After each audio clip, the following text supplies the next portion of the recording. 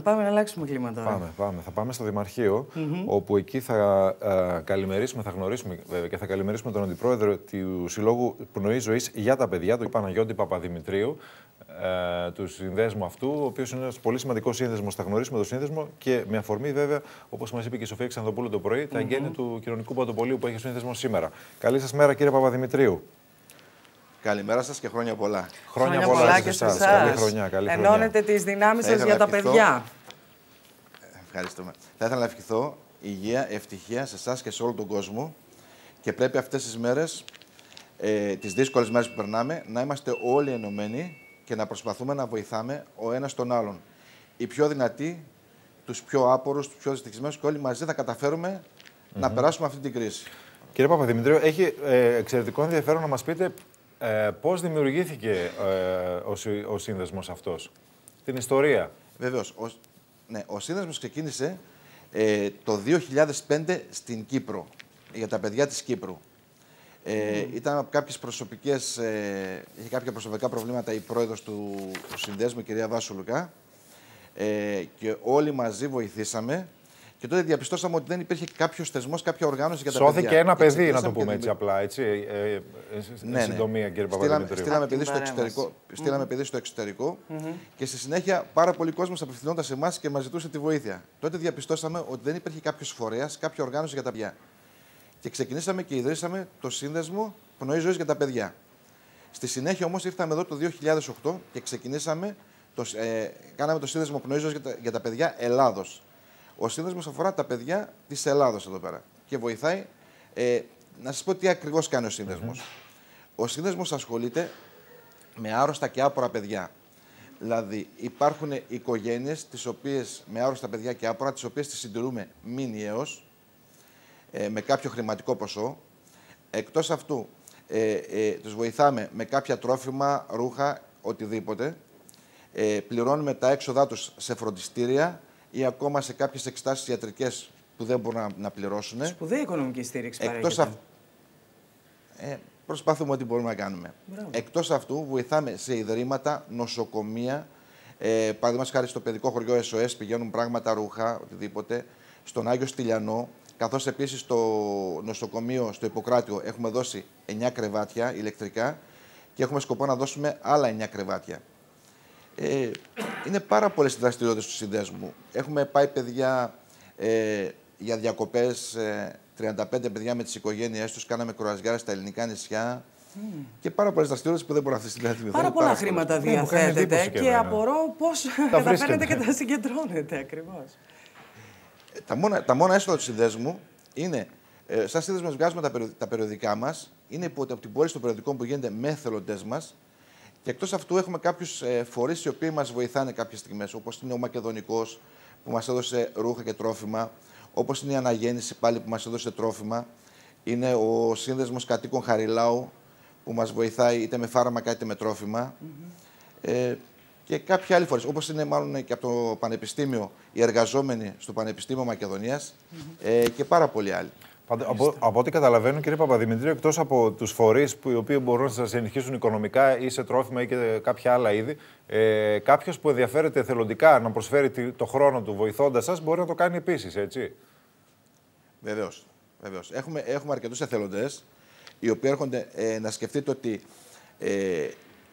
έρχονται χιλιάδες ρούχα μέσα στα γραφεία μας και από εκεί και πέρα οι εθελοντές έρχονται. Τα παίρνουν τα ρούχα, τα πλένουν, τα σιδερώνουν, τα τακτοποιούν, τα ταξινομούν και στη συνέχεια αυτά τα ρούχα τα δίνουμε στον κόσμο.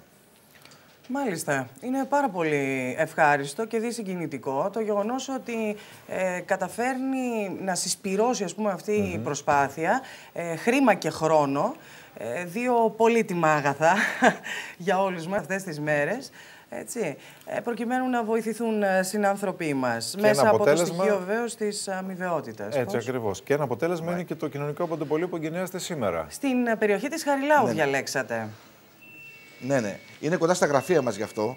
Γιατί δεν αφορά μόνο τους κατοίκους της Χαριλάου. Γιατί ήδη και σήμερα που θα δώσουμε τα πρώτα τρόφιμα είναι από όλη τη Θεσσαλονίκη.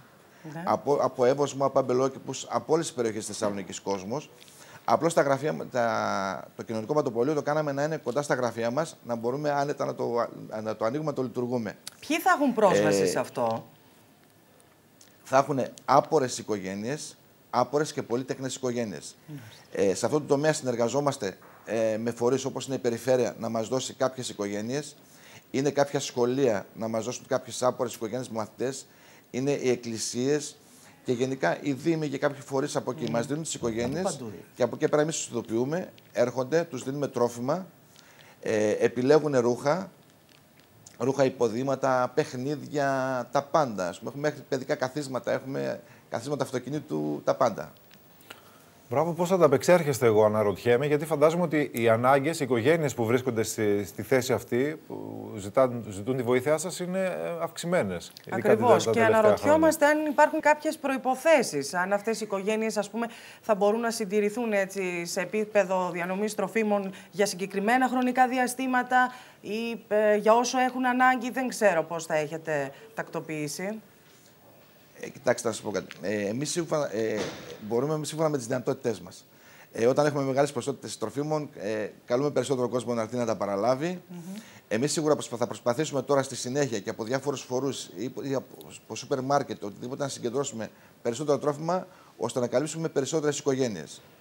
Την πρώτη δοκιμή την κάναμε στις 20 Οκτωβρίου. Κάναμε διανομή τροφίμων σε 100 οικογένειες, καθώς επίσης και ρούχα μπροστά στα γραφεία μας. Και αυτό μας άρεσε πάρα πολύ, οπότε από εκεί και πέρα αποφασίσαμε να κάνουμε το κοινωνικό παντοπολείο, ώστε να μπορέσουμε να εξυπηρετήσουμε περισσότερο κόσμο, να υπάρχει πρόσβαση σε αυτό σε πολύ περισσότερο κόσμο από όλες τις περιοχές. Θα γίνεται εφάπαξ η διανομή μία φορά για την κάθε οικογένεια? Όχι, τις οικογένειες τις έχουμε εκεί πέρα, έχουμε τις λύσεις με τις οικογένειες. Και θα προσπαθούμε την κάθε οικογένεια τουλάχιστον 2 φορές το μήνα να τους δίνουμε τρόφιμα. Την κάθε οικογένεια. Τέλεια. Στην Χαριλάου, είπατε, στην οδό Αρκαδίου 8 συγκεκριμένα είναι το κοινωνικό παντοπολείο, έτσι. Ναι. Σήμερα στις 12 λοιπόν τα εγγένεια. Να κλείσουμε λέγοντάς μας πώς μπορεί να επικοινωνήσει κανείς μαζί σας σε περίπτωση που χρειάζεται τη βοήθειά σας. Βεβαίως. Τα γραφεία μας είναι στη Ζουμετίκου 35 και το τηλέφωνο μας είναι 2315 31 80 82. Και βέβαια έχετε και στο Facebook σελίδα, έτσι, Πνοή Ζωής με λατινικούς χαρακτήρες. Αν πληκτρολογήσει κανείς, μπορεί να σας βρει, να βρει στοιχεία για σας και να έρθει σε επικοινωνία μαζί σας. Να επαναλάβουμε μία ακόμη φορά τον τηλεφωνικό αριθμό. 2315 είπατε, 31 81 82. 31 80 82. 80 82. Πολύ ωραία. Σας ευχαριστούμε πολύ. Και εμείς σας ευχαριστούμε πάρα πολύ και σας ευχόμαστε πάλι καλή χρονιά. Και σε εσάς το ίδιο. Να είστε καλά. Ευχαριστούμε. Γεια σας. Η μονιμοποίηση. Πάμε στο επόμενο θέμα του δελτίου μας. Βοήθεια σε άπορες και πολύτεκνες οικογένειες προσφέρουν τα μέλη του Συνδέσμου Πνοή Ζωής μέσω του κοινωνικού παντοπολείου, το οποίο εγκαινιάστηκε σήμερα στην οδό Αρκαδίου 8 στη Χαριλάου. Τα είδη που διατίθενται είναι προσφορές πολιτών και φορέων, αλλά και δωρεές μελών του Συνδέσμου. Έργο ζωής που έχει σκοπό την δωρεάν παροχή τροφίμων και είδη ενδύσεως και υπόδυσης σε άπορες και πολύτεκνες οικογένειες χαρακτήρισαν τη δημιουργία του κοινωνικού παντοπολείου τα μέλη της Πνοής Ζωής. Ο Σύνδεσμος ασχολείται με άρρωστα και άπορα παιδιά. Στη συνέχεια, με τη δημιουργία αυτής της κρίσης, αποφασίσαμε να κάνουμε και ένα κοινωνικό παντοπολείο, όπου να βοηθάμε τους άπορους συνανθρώπους μας. Αυτά τα προϊόντα τα οποία υπάρχουν στο παντοπολείο, από πού προέρχονται? Τα περισσότερα τα αγοράζουμε.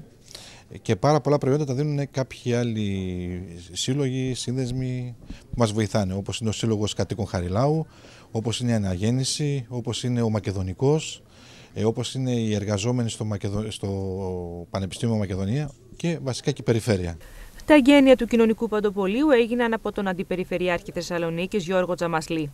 Ό,τι μπορούμε με κάθε τρόπο, όχι μόνο λόγια, φέρνοντας προϊόντα και διάφορα υλικά τα οποία είναι απαραίτητα προκειμένου να ζήσουν αυτοί οι άνθρωποι λίγες μέρες ακόμα καλύτερα από το συνηθισμένο, θα το κάνουμε ευχαρίστως για να δώσουμε και εμείς μια αναπνοή, μια ουσιαστική βοήθεια στους ανθρώπους που το έχουν ανάγκη. Όλες αυτές οι πρωτοβουλίες, όπως τώρα ο κύριος Παπαδημητρίου με τους συνεργάτες του ανέπτυξε σε αυτή την περιοχή, είναι χρήσιμες, απολύτως χρήσιμες, και χρειάζεται και από όλους τους άλλους πολίτες που το ακούνε σαν προσπάθεια να έρθουν και να συμμετέχουν, δίνοντας ο καθένας τη δική του βοήθεια. Δίνουμε τρόφιμα, κοιτάμε από κοτόπουλα, από μακαρόνια, ρύζια, γάλα, τα πάντα ας πούμε από τρόφιμα, καθώς επίσης και ρούχα.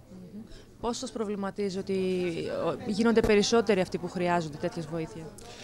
Εντάξει, είναι πολύ δύσκολο και στενάχωρο να το βλέπουμε αυτό, αλλά το θετικό είναι ότι μέσα σε αυτή την κρίση φάνηκε ο ελληνικός λαός. Όλοι τρέχουν καθημερινά, έρχονται στα γραφεία μας φέρνουν ρούχα, μας φέρνουν ό,τι μπορεί ο καθένας. Και αυτό δείχνει πόσο ενωμένος λαός είμαστε. Αυτή την πρωτοβουλία που ανέλαβε ο Σύνδεσμος Πνοής Ζωής για τα παιδιά, αποφασίσαμε να συμβάλλουμε και εμείς.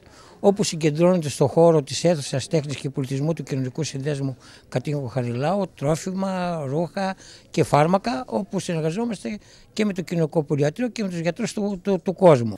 Ο Σύλλογος Πνοή για το παιδί και την οικογένεια δημιουργήθηκε ύστερα από πρωτοβουλία γονέων που αντιμετώπιζαν προβλήματα. Θέλοντας λοιπόν να δώσουν άμεσες λύσεις στα προβλήματά τους, ενώθηκαν με σκοπό να διεκδικήσουν και να διασφαλίσουν τα δικαιώματα όχι μόνο των παιδιών τους, αλλά και άλλων παιδιών που αντιμετωπίζουν παρόμοιες δυσκολίες. Έκτοτε διευρύνθηκαν οι δραστηριότητες του Συλλόγου, καλύπτοντας και παρεμβαίνοντας σε σημαντικές ανάγκες και προβλήματα της τοπικής κοινωνίας. Σήμερα η Πνοή υποστηρίζει 120 οικογένειες με μικρά παιδιά.